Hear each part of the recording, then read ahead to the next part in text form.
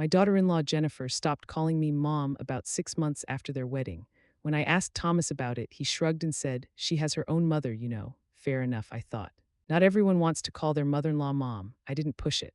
I carried the green bean casserole through my son's front door, the same recipe my mother taught me 50 years ago, and before I could even set it down on the granite countertop, my son Thomas looked at me and said with the casualness of someone asking about the weather, "Mom, why don't you eat in the kitchen tonight?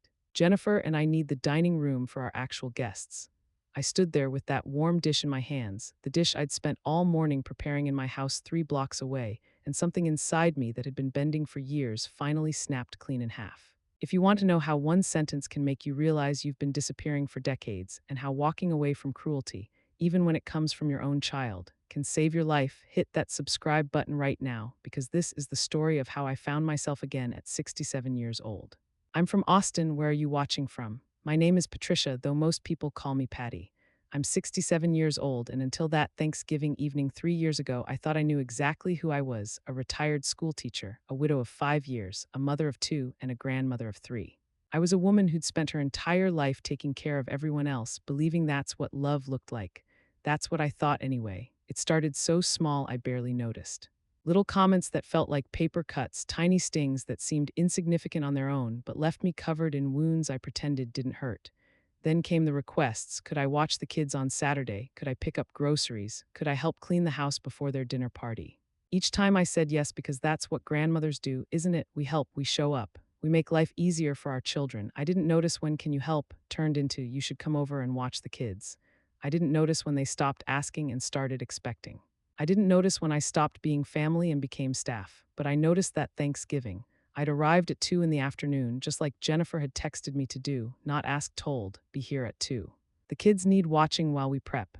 No, please, no, if you're free, just an order like I was an employee receiving a shift schedule. When I got there, the house was chaos. 7-year-old Sophia and 5-year-old Nathan were running through the living room, while Jennifer was on her phone coordinating with the caterer. For the meal I thought I was helping to cook. "Oh, good you're here," Jennifer said without looking up from her phone. "Can you keep the kids in the playroom? They're driving me insane. And Thomas said you were bringing that green bean thing, so just put it wherever." That green bean thing. My mother's recipe, the dish I'd made every Thanksgiving since Thomas was born. I swallowed the sting and smiled at Sophia and Nathan. "Want to play a game with Grandma?" Sophia looked at her mother.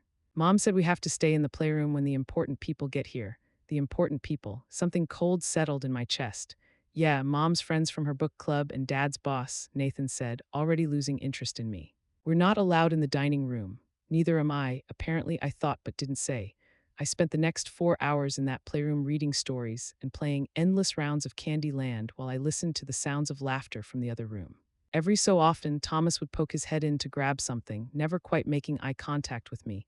"Dinner's almost ready," he'd say. "You okay in here?" I didn't know anymore. At 6:30, Jennifer appeared in the doorway. She was wearing a beautiful burgundy dress, her hair perfectly styled. She looked at me in my comfortable sweater and slacks, and I saw something flicker across her face. Embarrassment, maybe. "The kids can eat in here," she said. "I'll bring plates. What about me?" The question came out before I could stop it. Jennifer blinked. "Well, you're watching them, right? You can eat with them. We have 8 people in the dining room, and honestly, Patricia, you'll be more comfortable in here anyway. You know how stuffy dinner parties can be." I stood up slowly. My knees popped, something that had been happening more lately, reminding me I wasn't young anymore, that I was expendable. "Actually," I said, "I think I'll head home." "But you haven't eaten," Jennifer said, and I almost laughed at the concern in her voice. "Almost. I'm not very hungry." That's when Thomas appeared behind his wife. "Mom, don't be dramatic. It's just dinner. Stay in here with the kids. They'd love it." "In the kitchen," I corrected him quietly. "That's what you said. I should eat in the kitchen because you need the dining room for your actual guests." His face went red. "I didn't mean it like that." "How did you mean it, Thomas?" He didn't answer, neither did Jennifer. They just stood there blocking the playroom doorway, and I realized I was done. Done explaining, done pretending this was normal. Done convincing myself that love was supposed to feel like this. "I'm going home," I said again. "But the casserole," Jennifer started, "keep it. Share it with your actual guests." I kissed Sophia and Nathan on their heads, grabbed my purse, and walked past my son and his wife. Through their beautiful living room with its professional family photos. Photos I wasn't in because Jennifer said they wanted just the immediate family. Past their dining room table set for 8 with the good china and crystal I'd given them as a wedding gift. Out the front door into the November darkness. I didn't cry on the walk home. I was too numb for tears. My house was exactly as I'd left it, a small 3-bedroom ranch I'd lived in for 32 years. After my husband Richard died 5 years ago, everyone expected me to sell it. Too big for one person, they said, too much maintenance. Thomas had been especially insistent that I downsize, move into a senior apartment, maybe something closer to them so they could keep an eye on me. Now I understood. Closer meant more available, more useful. I'd kept the house out of stubbornness, I suppose. Or maybe some part of me knew I'd need a place that was entirely mine. That night, I sat in my kitchen and ate a turkey sandwich. The house was quiet except for the hum of the refrigerator and the ticking of the clock Richard's mother had given us. I looked around at my small, comfortable kitchen, at the herbs growing in pots on the windowsill, at the recipes pinned to the corkboard, at the photo of my kids from 15 years ago, back when Thomas still hugged me. My phone buzzed, a text from Thomas. "Mom, you're being ridiculous. Come back, it's Thanksgiving." I turned my phone off. The next morning, my daughter Rachel called. She lived in Portland, about as far from our Texas town as she could get while staying on the West Coast.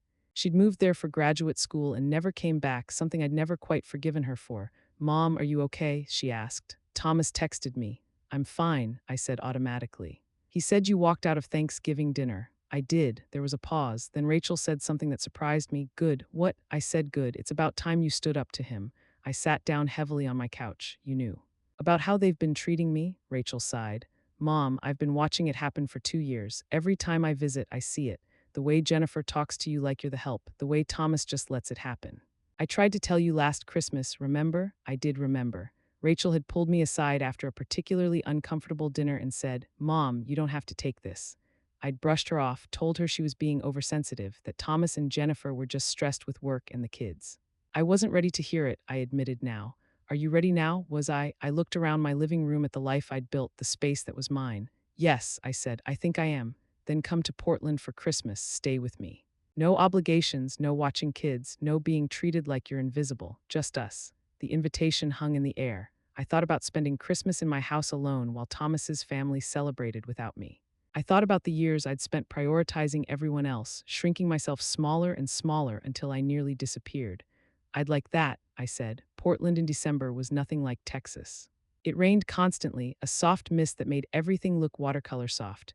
Rachel's apartment was small but cozy, filled with plants and books and the smell of good coffee. "I don't have a guest room," she'd warned me when I arrived. "You'll have to take my bed, I'll sleep on the couch." "Absolutely not," I'd said. "I'll take the couch." We'd compromised with an air mattress in her office and I'd never slept better. Rachel didn't need anything from me. She didn't hand me a list of chores or expect me to cook or clean. She just wanted my company. We walked through the farmer's market, watched the rain fall over the Willamette River, baked cookies without any pressure for them to be perfect. "I should have visited more," I told her one evening as we sat in her living room, rain pattering against the windows. "I'm sorry I always made excuses." "You were busy taking care of Thomas," she said without bitterness. "You've always taken care of Thomas. He's the oldest, and after his father died, he's a grown man, Mom. He has a wife, kids, a good job. He doesn't need you to revolve your life around him." Rachel put down her tea. "Can I tell you something? I moved to Portland partially to get away from watching it happen. Watching you disappear into his needs, it was killing me." The words hit harder than any of Thomas's casual cruelties. "I didn't know I was doing that. I know." That's what made it worse. That night, lying on the air mattress in Rachel's office, I thought about the person I used to be before Richard died, before I decided that being a good mother meant erasing myself. I'd loved my job teaching elementary school. I'd had friends. I'd taken a painting class and been terrible at it, but enjoyed it anyway. When had I stopped doing things just for myself? When had I decided I was only valuable if I was useful? The week before Christmas, Thomas called. I'd been ignoring his messages, but Rachel convinced me to answer. "Mom, this is ridiculous," he said immediately. "It's been a month." "When are you coming home?" "I am home. I'm at Rachel's." "You know what I mean, back to Texas. We need to talk about this." "About what? About how you asked me to eat in the kitchen, or about how you've spent the last 2 years treating me like I'm your employee?" "That's not, I never," he sputtered to stop. "Jennifer feels terrible, does she?" "She didn't mean for you to take it that way." "How should I have taken it, Thomas?" Silence. "I've been thinking," I said slowly, "about what a real relationship looks like with you. I feel like I'm always trying to earn my place, always trying to be useful enough to keep. That's not how it should be." "You're my mother," he said, as if that explained everything. "Exactly. I'm your mother, not your servant. And I'm done pretending there's no difference." "So what, you're just going to cut me off, stop seeing your grandkids?" The threat was unmistakable. Sophia and Nathan, used as tools of manipulation. If you want Sophia and Nathan to have a relationship with me, I said, surprising myself with how calm I sounded, you can bring them to visit me in my house where I'll be treated like family, not staff. Those are my terms. That's insane. Those are my terms, I repeated. I'm done negotiating for basic respect. I hung up before he could respond. Rachel, who'd been listening from the kitchen, came and sat beside me. How do you feel? Terrified, I admitted. And lighter, is that possible? She smiled. Completely possible. Christmas in Portland was quiet and perfect. Rachel and I made cinnamon rolls from scratch, watched old movies, and talked about things we'd never discussed before: her life, her hopes, the partner she'd been too nervous to tell me about. I want you to meet her, Rachel said, if you're okay with it. Of course I'm okay with it, I said. Rachel, I just want you to be happy. I know, I just wasn't sure how you'd react. I thought about all the things I'd been unsure about, all the ways I'd learned to swallow my feelings to keep the peace. I'm done making the people I love question whether I'll accept them, I said. Maya came to dinner the next evening, a warm, funny woman who made my daughter laugh in a way I'd never seen before. Watching them together, I realized how much of Rachel's life I'd missed by focusing all my attention on Thomas. In January, I flew back to Texas. My house felt different somehow, emptier but also more mine. I started going through things, really looking at what I'd accumulated over the years. Richard's clothes that I'd kept in the closet like a shrine, toys for grandchildren who never visited, old papers and photographs, and the weight of a life lived for everyone else. I hired an estate sale company and sold most of it. The furniture that didn't fit my life anymore, the china I never used, the baby items I'd been saving for someday. With the money, I renovated my kitchen, updated the bathroom, made the house truly mine. February brought a surprise, a letter from Jennifer. A real letter, handwritten, 6 pages long. In it, she apologized. Not a sorry you felt that way apology, but a real one. She talked about the pressure she'd felt, about her own insecurities, about how she'd somehow gotten it in her head that I was judging her parenting. She'd pushed me into a service role because she didn't know how to have a mother-in-law as a person, only as help. It was honest and painful and probably the most real communication we'd ever had. I wrote back.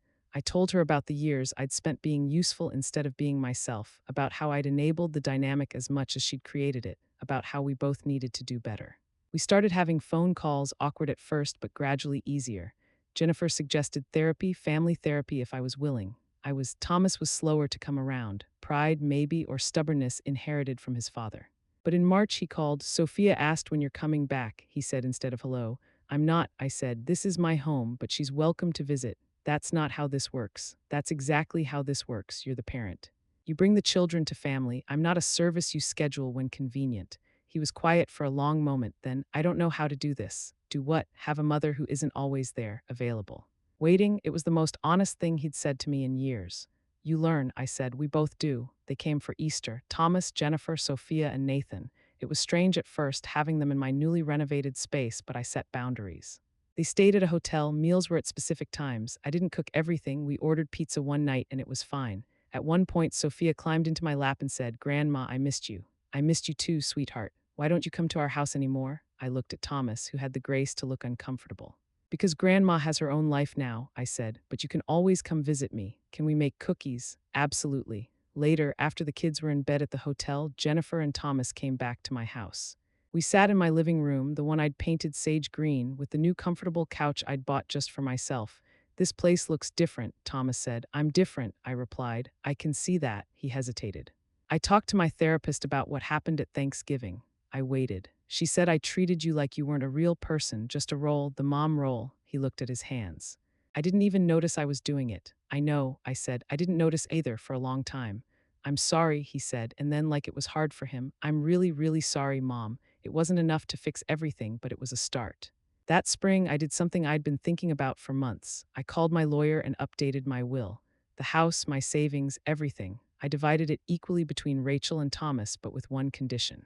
Thomas's portion went into a trust that he could only access after completing a year of family therapy. Rachel's portion was hers immediately, no strings attached. It's not about punishment, I explained to my lawyer. It's about making sure he does the work, really does it. In May, I flew back to Portland. Rachel had set up the air mattress again, but this time I stayed for 2 weeks. We hiked, explored the Columbia River Gorge, met her friends. Maya's parents invited me to dinner, and I learned what it felt like to be welcomed without conditions. Mom, Rachel said one evening as we watched the sunset over the city, you seem happy. I am, I said, surprised to find it was true. I'm really happy. Good, you deserve to be. It wasn't perfect.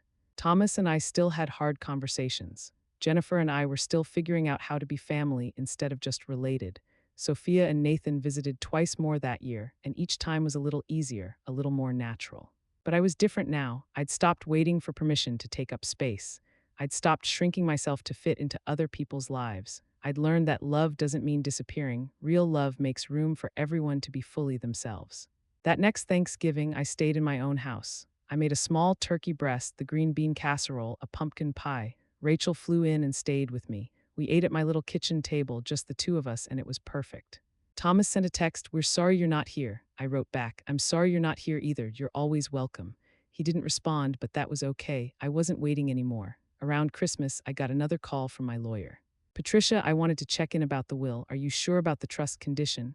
"I'm sure," I said. "It's not about control, it's about love. Real love means wanting the people you care about to be healthy even if it's hard. That's a very mature way to look at it."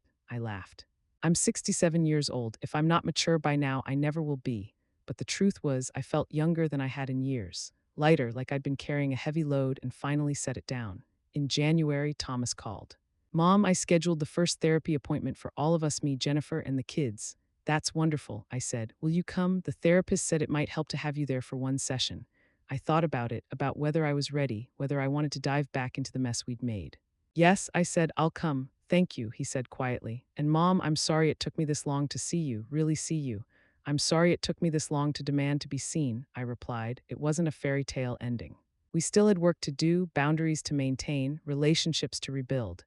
But for the first time in years, I felt like myself. Not just Mom, not just Grandma, not just the woman who made green bean casserole. Just Patricia, Patty, me, and that was enough. Share your story with us. Have you ever been treated like you're invisible by the people who should love you most? Have you ever had to choose between keeping the peace and keeping yourself? Your voice matters. Your worth isn't measured by how useful you are to others. Sometimes the bravest thing you can do is walk away from people who have forgotten you're a person, not a service, even when those people are your own children.